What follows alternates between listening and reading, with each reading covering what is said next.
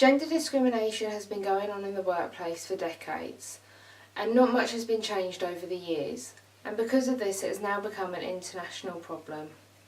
It's been made clear that there is a difference between pay between women and men, as women who are in full-time employment get 10% less pay than men, while women who are in part-time employment get 34.5% less pay than men, which means that there is a clear difference in pay between the genders.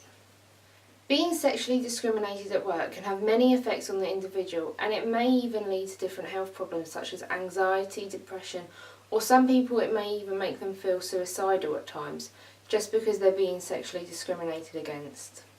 In a lot of offices and places of work in the UK, there is discrimination without a doubt. I did go for an interview for a job and got through to the third round of interviews and was told it was between me and this other person who happened to be a man, and the other person got the job, and they actually told me that the only reason he got the job was because there was only one man in the office and everyone else was a woman, and they thought having another man would be a better dynamic in the office.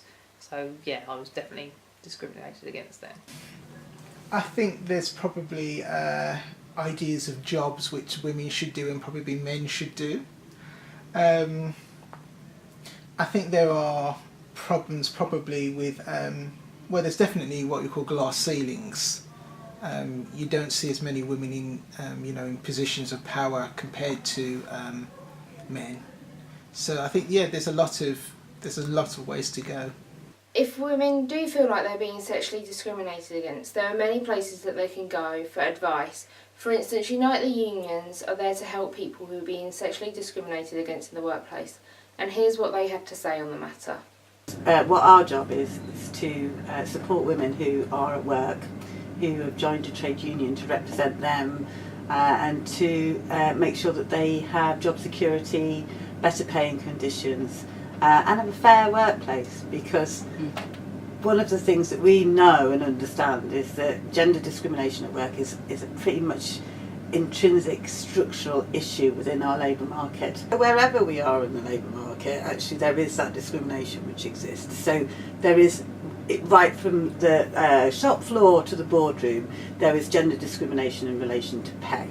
Yes. And unfair and unequal pay remains there, and quite often our women members only find out that they're being paid for less for the same amount of work or the same work once they leave the organisation and given their redundancy notice. It can make you feel completely worthless. Completely worthless. There's Joe Bloggs working there, same job as me, and he's getting £5,000 a year more. How's that going to make you feel? Worthless. Or less worth. Yeah, that's right. Even though there are unions that do try and help women who are being sexually discriminated in the workplace, it still happens, and it is an ongoing problem in society.